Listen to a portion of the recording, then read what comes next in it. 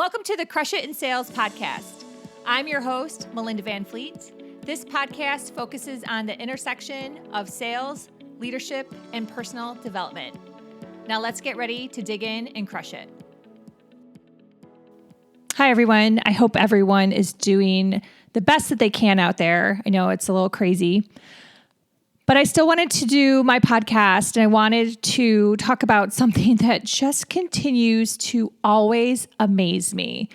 And it is leadership in companies that don't listen to their team. And there is a huge difference between hearing and listening. So I'll tell you, hearing in simple form is the sound perceived between your ears.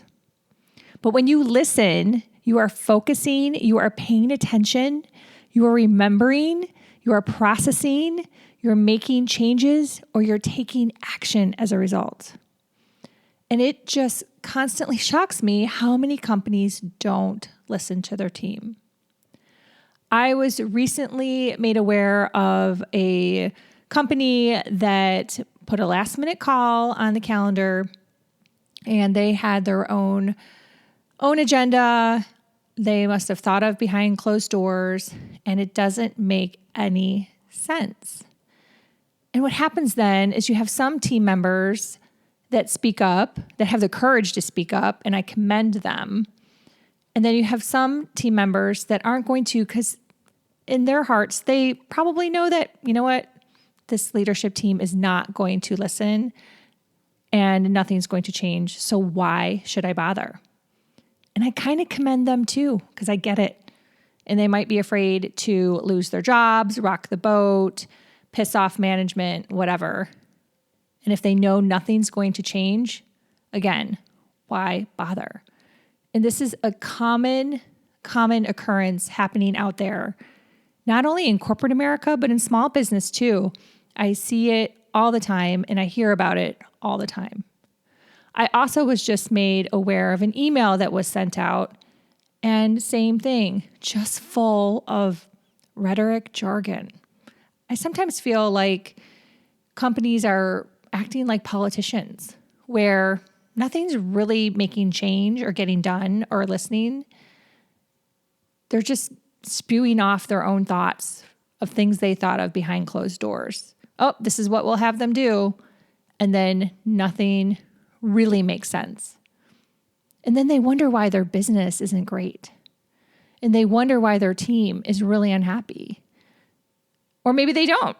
Maybe they don't wonder at all. Maybe they have no clue. Or maybe they're so arrogant that they don't even care. It's really interesting. I was listening to a business podcast, and I wish I could remember the name.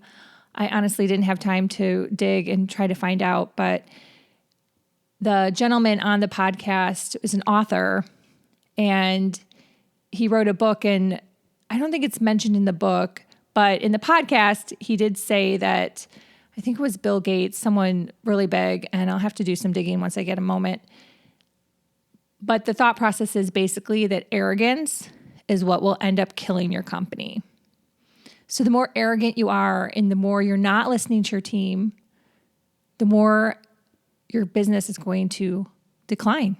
It just will. If your team's not on board, if their ideas aren't being listened to, if they feel disempowered, or if they feel the management isn't transparent or isn't authentic, which is so many cases out there as well, then eventually their business is going to decline.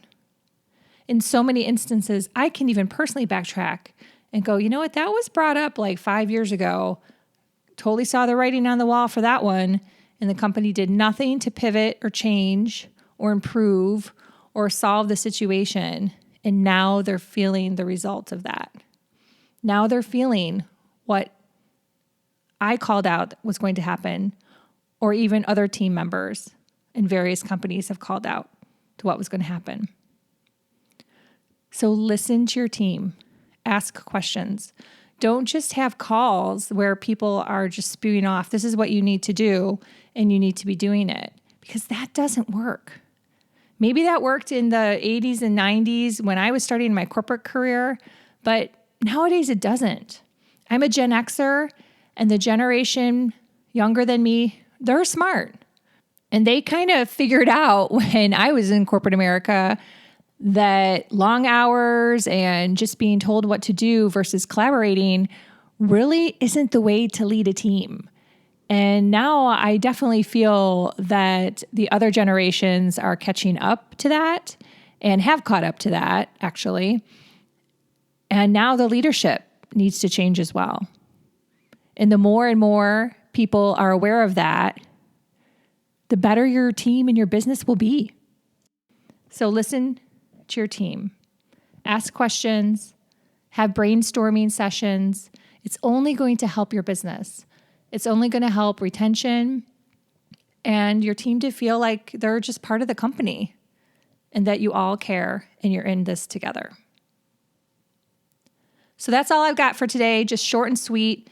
This was on my heart. As I mentioned a couple episodes ago, I'm going to be speaking more and more about communication because this is what I see out there. This is what I hear.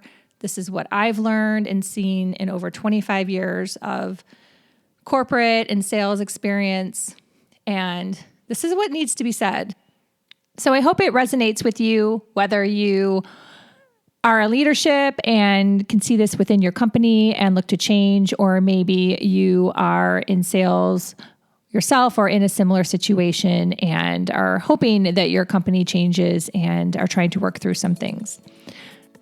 Please feel free to follow me on LinkedIn or Instagram. Those are the two platforms I hang out on the most.